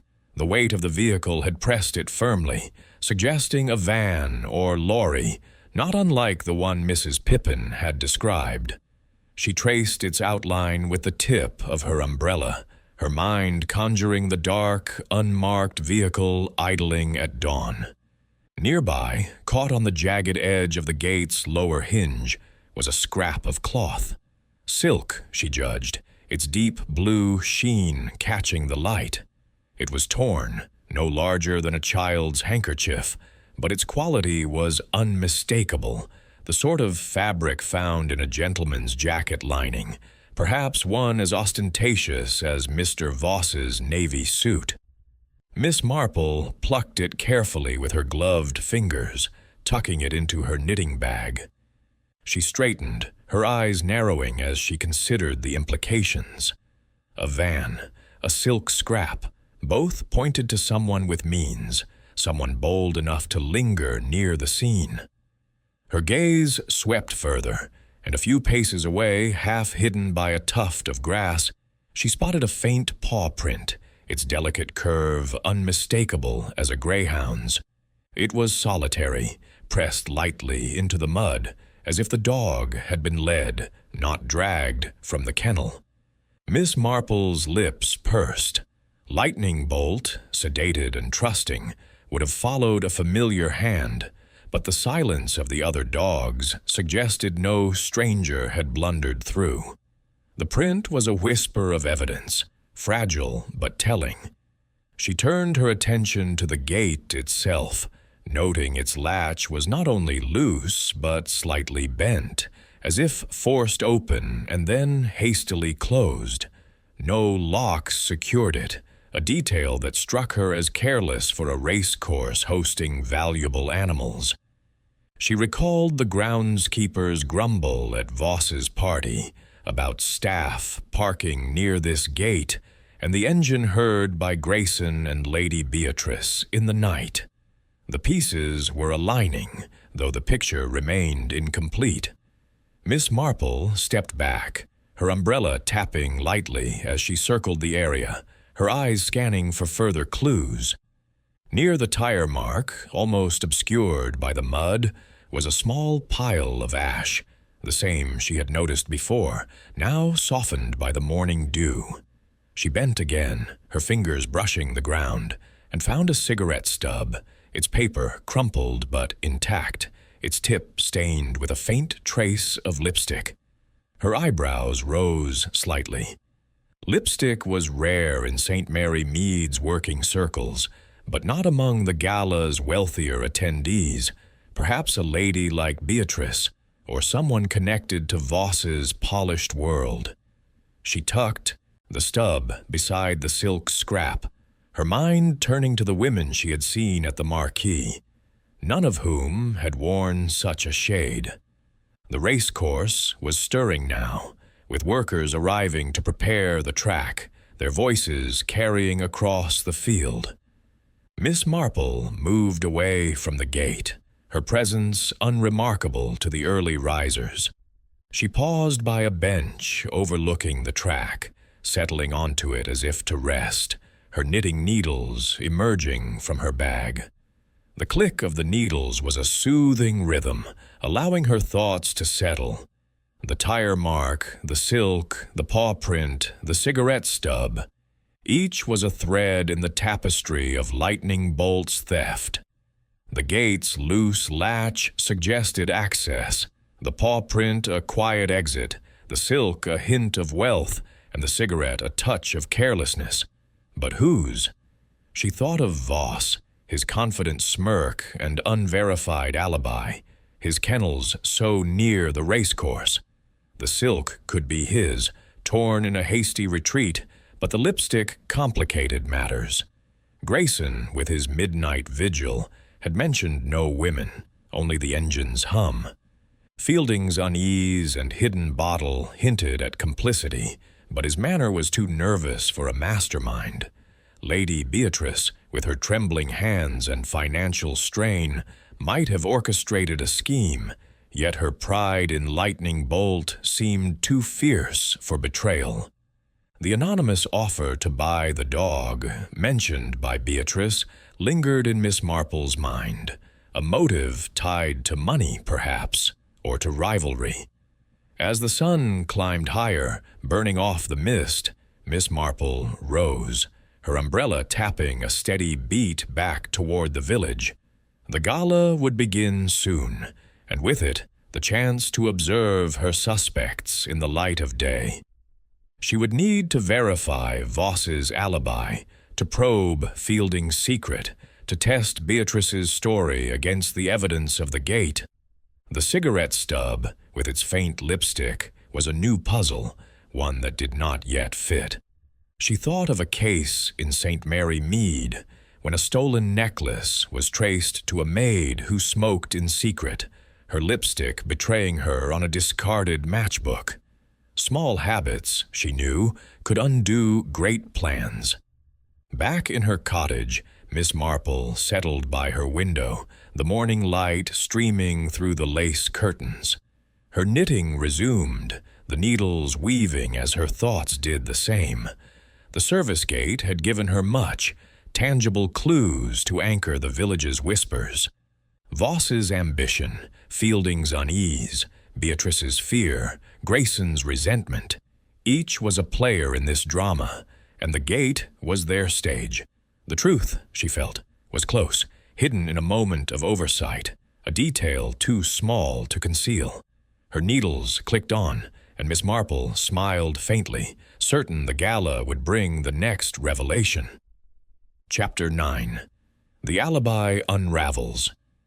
The morning of the Greyhound Gala broke with a sky of pale blue, the air in St. Mary Mead alive with the hum of anticipation and the lingering shadow of Lightning Bolt's disappearance. Miss Jane Marple, her straw hat firmly in place and her knitting bag at her side, sat in her cottage parlor, the fire unlit, but the room warm with the promise of a busy day. The clues she had gathered, the tire mark, the silk scrap, the paw print, the cigarette stub with its faint lipstick, lay in her mind like pieces of a half-finished puzzle. Yet, she knew, the truth often emerged not from objects, but from people, their words and silences betraying what they sought to hide. To this end, she had enlisted her nephew, Inspector Raymond West, whose connections at Scotland Yard could verify the alibis that hung so precariously over her suspects. Today, she would press forward, testing the threads that linked Mr. Voss, Dr. Fielding, Mr. Grayson, and Lady Beatrice to the theft. Raymond arrived shortly after breakfast, his brisk manner softened by the affection he held for his aunt. He settled into her armchair, his notebook open, his expression one of amused indulgence. "Aunt Jane," he said, sipping the tea she offered, "you've got half the village in a spin over this dog. I've made some inquiries, as you asked, though I warn you, it's a tangle. What exactly are you fishing for?" Miss Marple's needles clicked softly, her eyes bright with purpose. "The truth, Raymond, as always. Small things, a tire mark, a scrap of cloth, have pointed me toward the race course, but it's the people I must understand. Mr. Voss, for instance, claims he was dining in town the night Lightning Bolt vanished. Could you confirm that?" Raymond flipped through his notebook, his brow creasing. "Voss's alibi is flimsier than a house of cards. He said he was at the Golden Pheasant in town with clients until past 1. I had a constable check with the restaurant. Nobody recalls a party matching his description.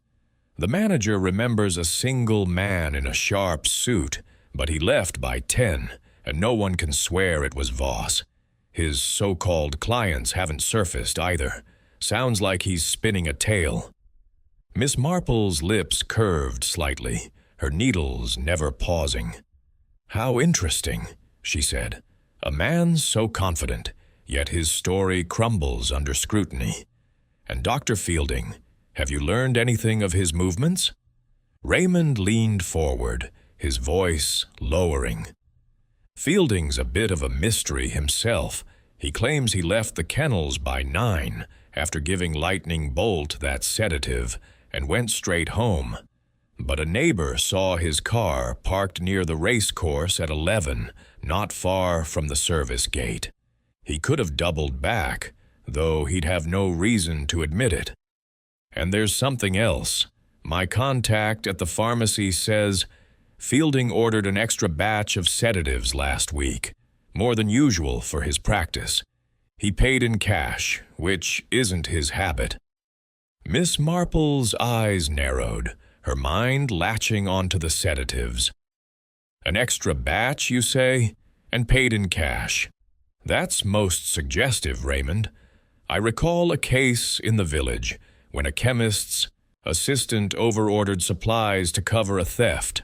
Small discrepancies can hide large intentions." She paused, her needles clicking. "And Mr. Grayson, his midnight check at the kennels, has anyone confirmed it?" Raymond shook his head. "Grayson's story holds, but only just. One of the kennel hands, Peter, says he saw Grayson leaving the race course around 12:30, locking the kennel gate behind him. But nobody else was there to corroborate, and Peter was half asleep himself. Grayson did mention hearing a car engine, though, which matches Lady Beatrice's account. The trouble is, nobody saw anything concrete, no vehicle, no stranger. It's as if the dog evaporated." Miss Marple nodded, her thoughts weaving together the engine's hum, the tire mark, the silk scrap. Not evaporated, Raymond, but moved with care. The paw print by the gate suggests lightning bolt was led, not carried, and the other dogs didn't bark. Whoever took him was known to him, and the sedative ensured silence. She set her knitting aside, her eyes gleaming. But there's more. I learned from Mrs. Pippin's girl that Dr. Fielding has been locking his office door, and a bottle, perhaps a sedative, was found hidden behind his desk. And Tommy, the butcher's boy, saw Fielding arguing with a man resembling Voss days before the theft. Raymond's eyebrows rose. "You've been busy, Aunt Jane. That argument's news to me. If Fielding and Voss were at odds, it could point to a deal gone sour, or a plan gone right. And that bottle, if Fielding used more than a routine dose, it might explain how the dog was taken so quietly." He jotted a note, his expression thoughtful. "I'll have the constable press Fielding about his supplies. Anything else?" Miss Marple hesitated, then drew the silk scrap and cigarette stub from her knitting bag, laying them carefully on the table. "These, Raymond, found by the service gate. The silk is fine, like the lining of a gentleman's jacket. Mr. Voss's, perhaps. The cigarette has a trace of lipstick, which is curious. None of our suspects wear it, though Lady Beatrice might, in private. Could you have these examined? The ash might match a brand, and the silk could tell us more." Raymond took the items, handling them with the care of a man used to evidence. "I'll send them to the lab, though it'll take a day or two. Lipstick, you say? That's a wrinkle. Could be a woman involved or someone trying to throw us off." He pocketed the clues, his eyes meeting hers. "You're building a case, Aunt Jane, but it's still guesswork. Voss's alibi is shaky, Fielding's hiding something, Grayson's on edge, and Lady Beatrice, well, she's got motive enough with her debts. Any theories?" Miss Marple's smile was faint, her hands returning to her knitting.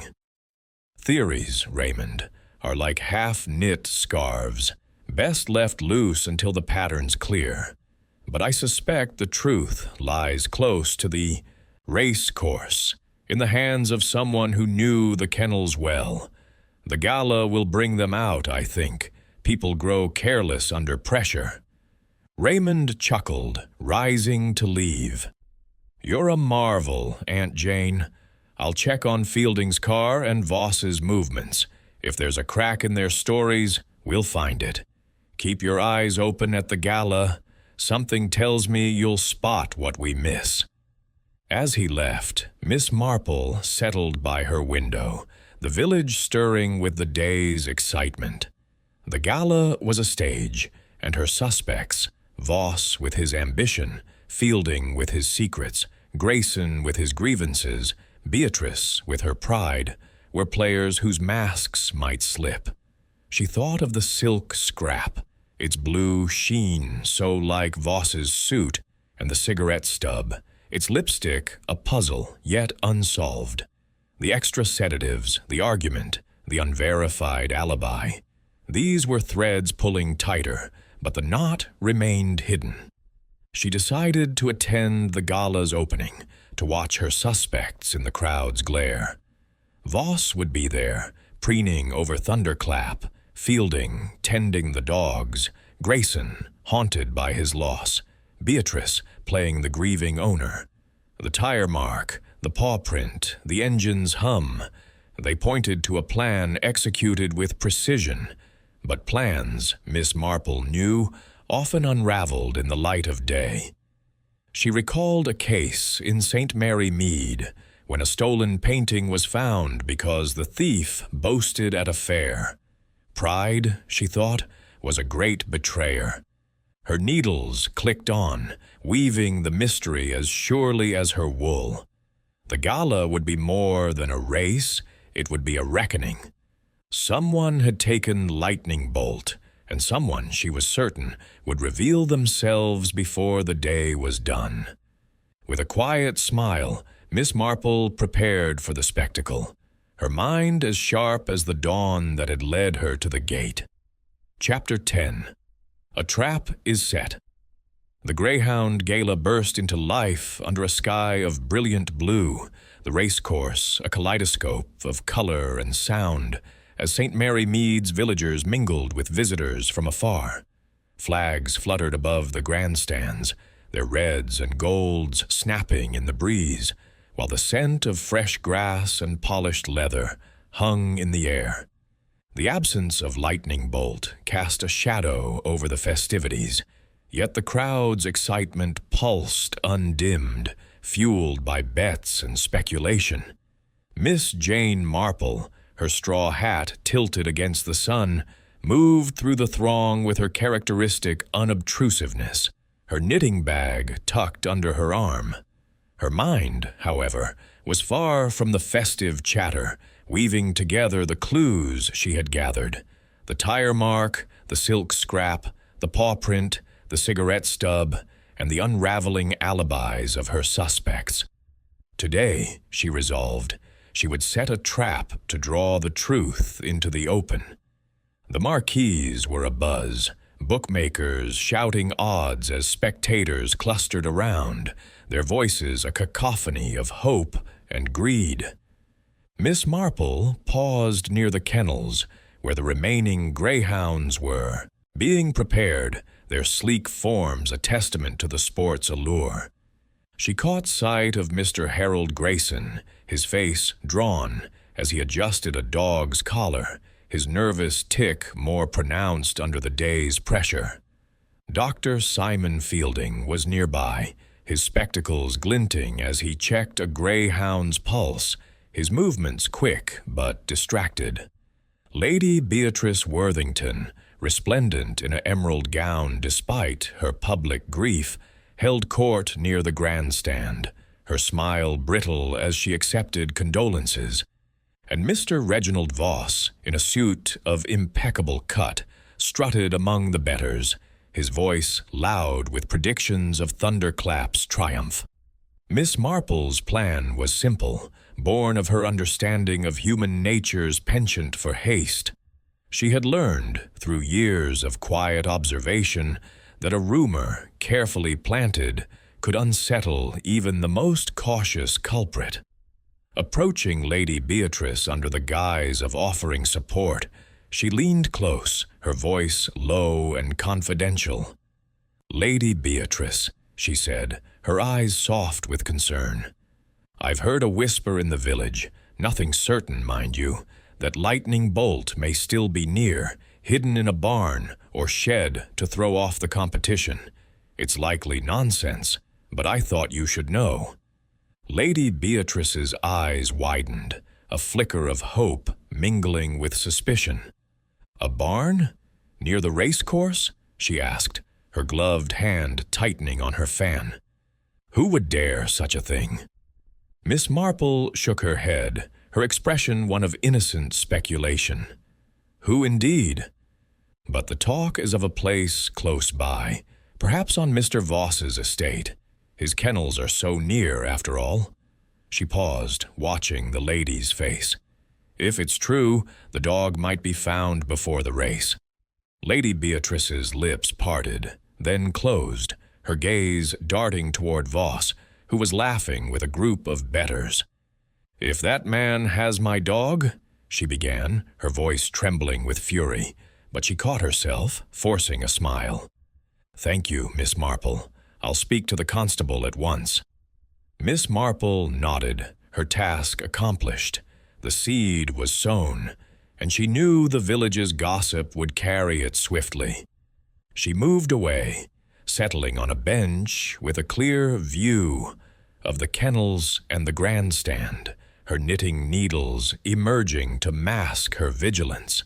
Within minutes, she saw Lady Beatrice whispering to a friend, who in turn spoke to another, the rumor spreading like ripples on a pond.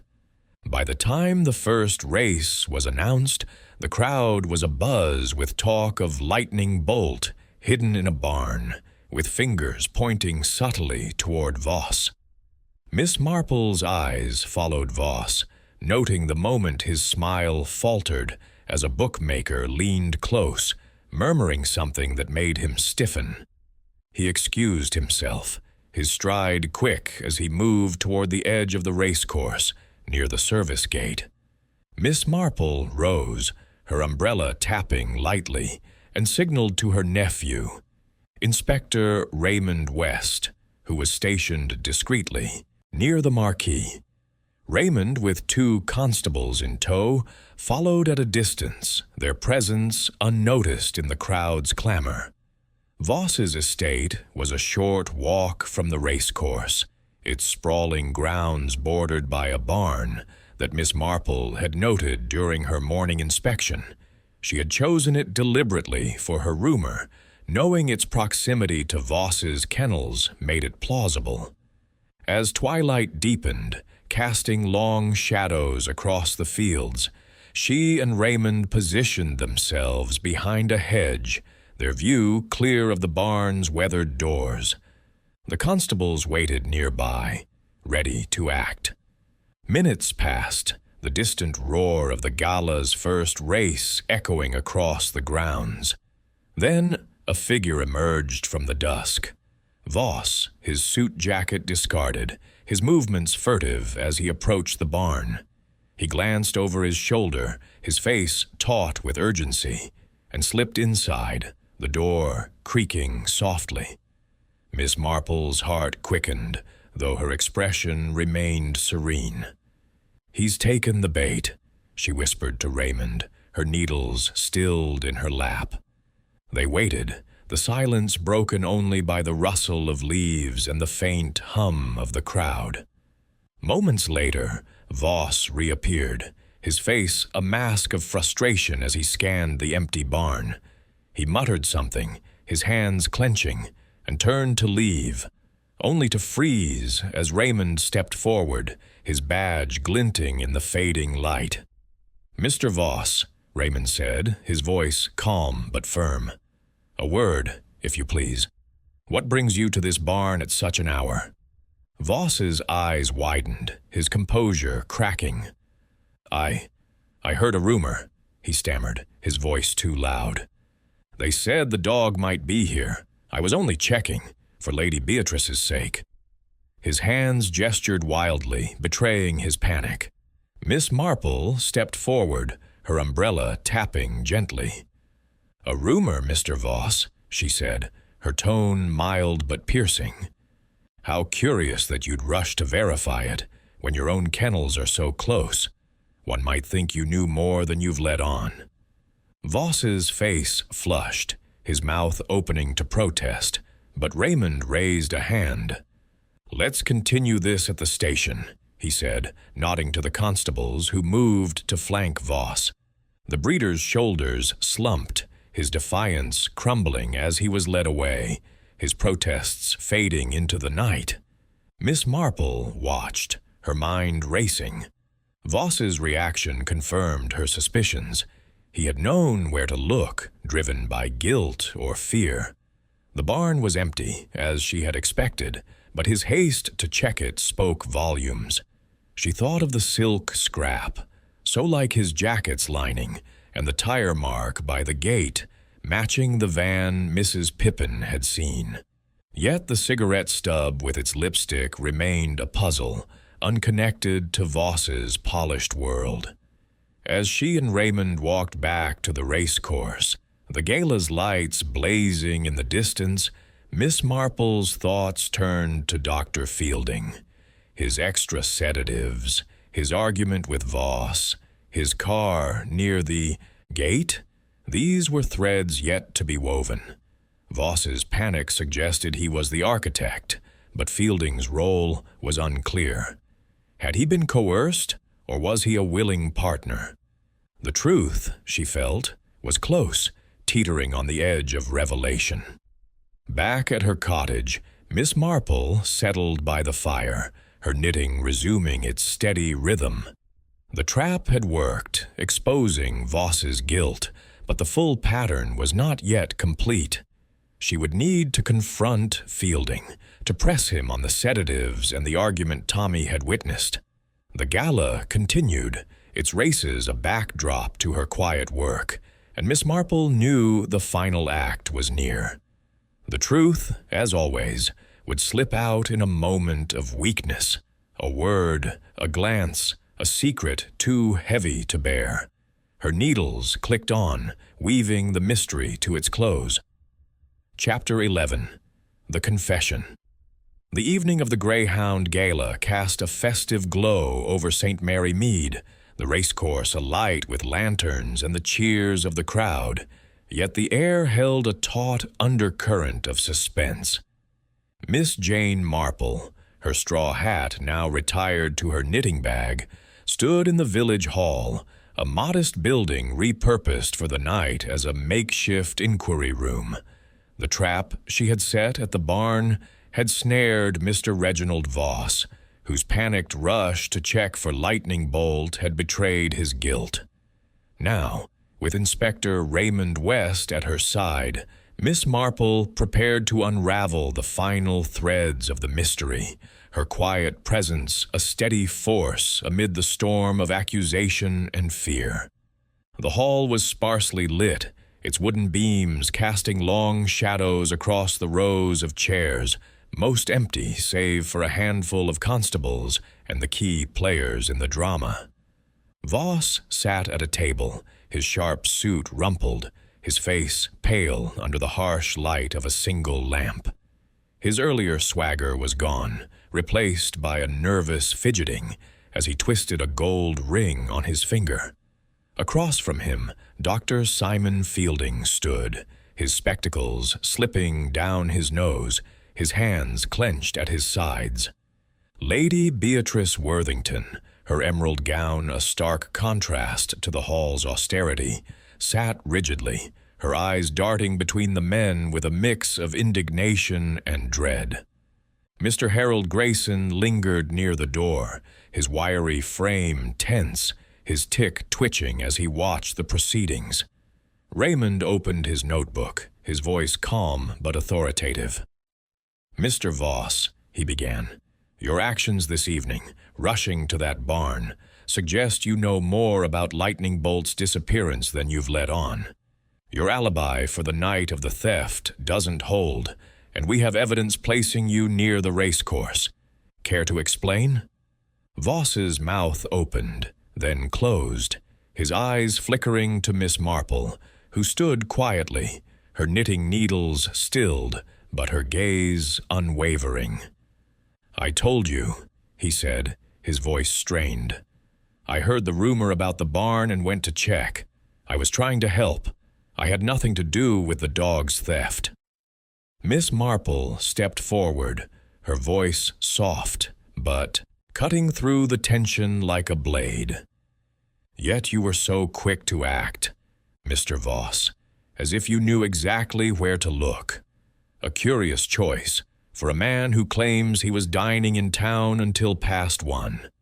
The golden pheasant has no record of your party, and a scrap of silk, much like your jacket's lining, was found by the service gate. Can you account for that?" Voss's face flushed, his hands clenching. "Silk? Anyone could own silk. You've no proof it's mine. I'm a breeder, not a thief. Thunderclap would have won fairly, with or without Lightning Bolt." But his voice wavered, and Miss Marple noted the sweat beading on his brow, the sign of a man cornered. Raymond turned to Fielding, his expression stern. "Doctor." "Fielding, your car was seen near the racecourse at 11, despite your claim of being home. And there's the matter of the extra sedatives, ordered in cash, hidden in your office. Care to explain?" Fielding's face went ashen, his spectacles slipping further as he stammered. I needed the sedatives for the dogs. The gala's stressful, you know that. I didn't hide anything. The bottle was just misplaced." His eyes darted to Voss, a flash of fear crossing his face, and Miss Marple's mind seized on the connection. "Misplaced?" she said, her tone gentle but probing. "Yet your cleaner found it behind your desk, locked away. And young Tommy saw you arguing with Mr. Voss days before the theft, near the kennels. An odd coincidence, don't you think, for a man whose sedative left Lightning Bolt so quiet?" Fielding's shoulders slumped, his hands trembling. "It wasn't my idea," he whispered, his voice barely audible. He glanced at Voss, then away, as if the sight burned him.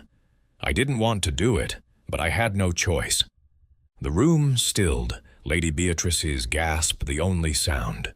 Voss surged to his feet, his face contorted. "Don't you dare pin this on me," he shouted. "You're lying to save your own skin." Raymond raised a hand, his voice sharp.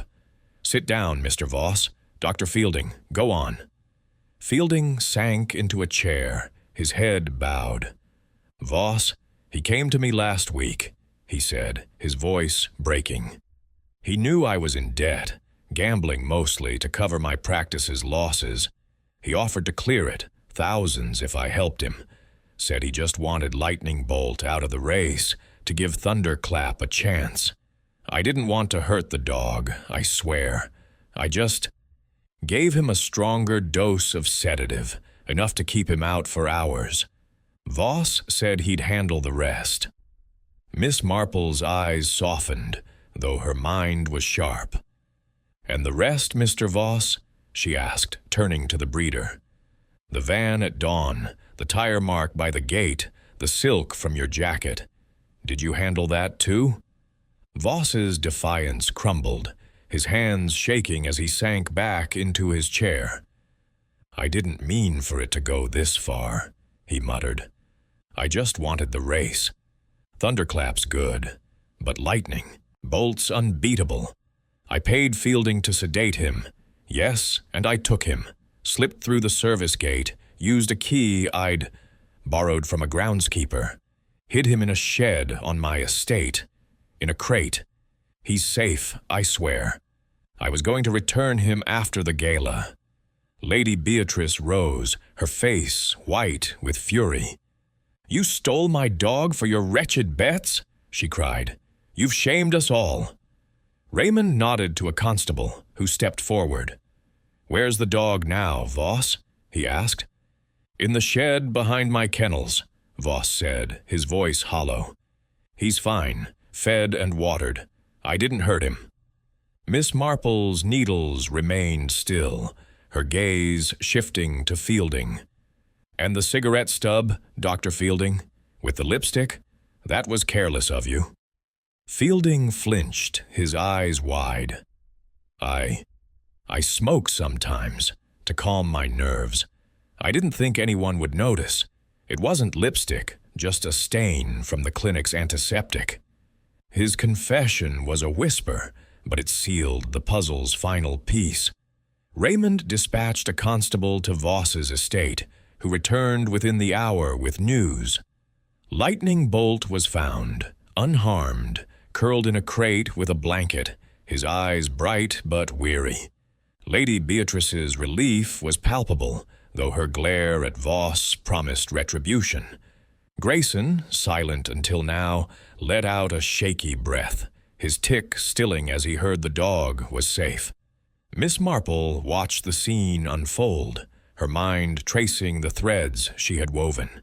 The tire mark from Voss's van, the silk from his jacket, the paw print of a sedated dog, the cigarette stub from Fielding's nervous habit. The argument Tommy saw, the extra sedatives, Voss's flimsy alibi, all had pointed to a scheme born of greed and desperation. She thought of a case in St. Mary Mead, when a grocer's theft was undone by a single crumb left at the scene. Small things, she knew, were the downfall of the guilty. As Voss and Fielding were led away, Raymond turned to his aunt, his expression a mix of admiration and exasperation.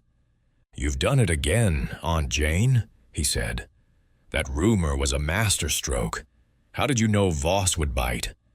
Miss Marple's smile was faint, her eyes gleaming. "People, Raymond, are predictable when they're guilty. A whisper of exposure, and they run to cover their tracks. Mr. Voss's ambition was his undoing, and Dr. Fielding's fear tied him to it." She tucked her knitting into her bag, her work here done. "Now, let's see the gala through. Lightning Bolt deserves his moment." The hall emptied, the drama resolved, and Miss Marple stepped into the night, the gala's lights a beacon in the distance. The truth had emerged, as it always did, in the small things: a scrap, a stub, a moment of panic. Her umbrella tapped softly, and she walked on, content to let the village settle back into its rhythm. Chapter 12. The race goes on. The morning of the Greyhound Gala's final races dawned bright and clear, the sun casting a golden sheen over the racecourse as St. Mary Mead buzzed with renewed vigor.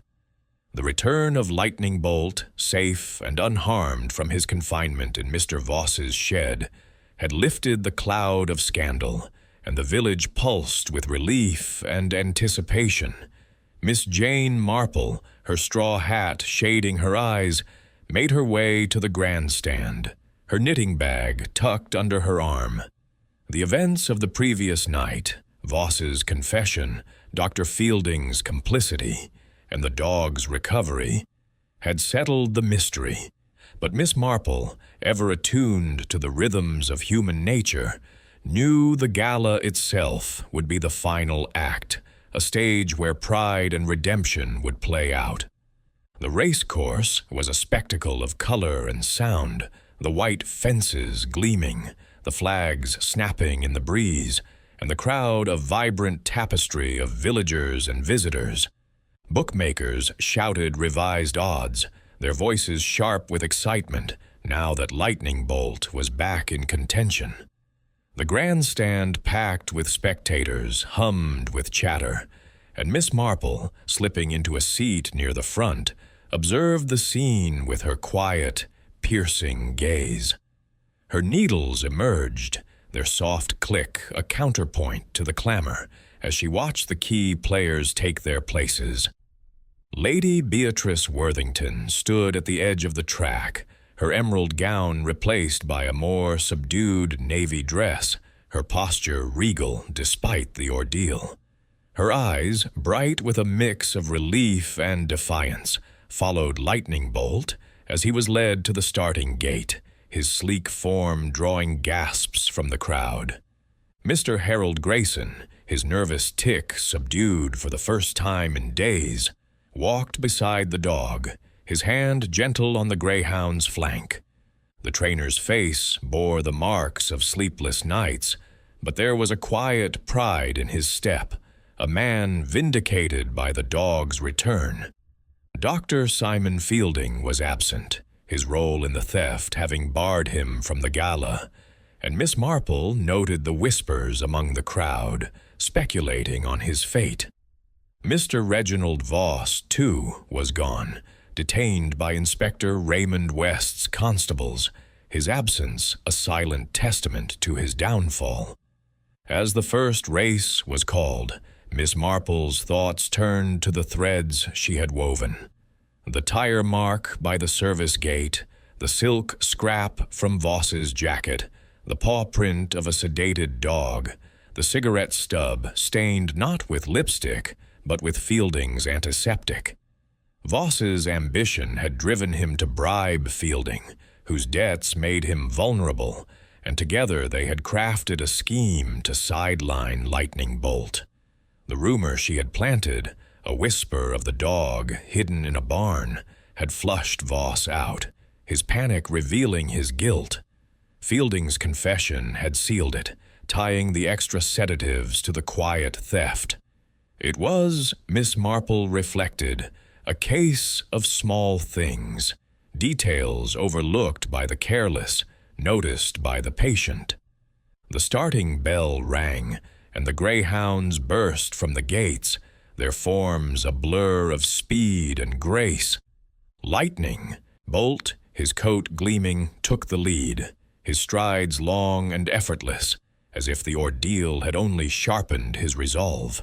The crowd roared, their cheers a tide of joy, and Miss Marple's lips curved in a faint smile.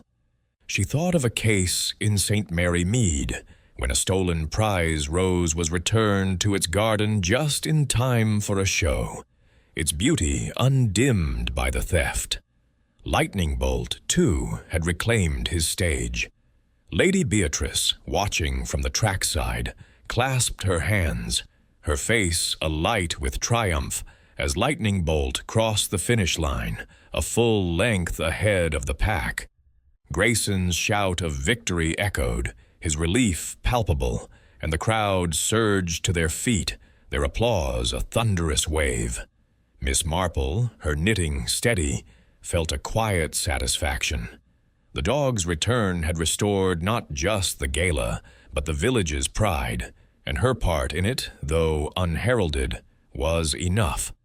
As the races continued, Lady Beatrice approached, her eyes warm with gratitude. "Miss Marple," she said, her voice low to avoid the crowd's ears, "I owe you more than I can say. Lightning Bolt is back, and Worthington Hall is saved. How can I thank you?" Miss Marple's smile was gentle, her needles pausing. "No thanks are needed, Lady Beatrice. I only did what any neighbor would, seeing such a wrong put right.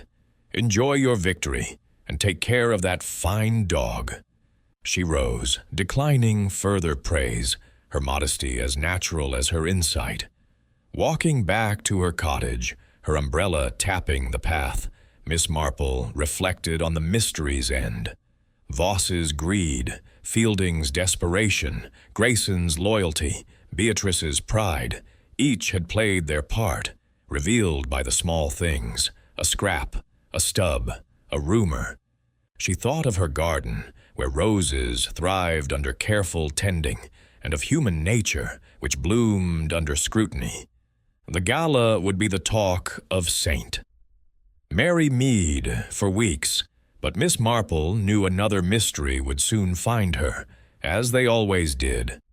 In her parlor she settled by the fire, her knitting complete, a scarf for the vicar's wife, its pattern as intricate as the case she had solved. The village settled into its rhythm, the gala's lights fading into the night, and Miss Marple's needles clicked on, ready for the next thread to unravel.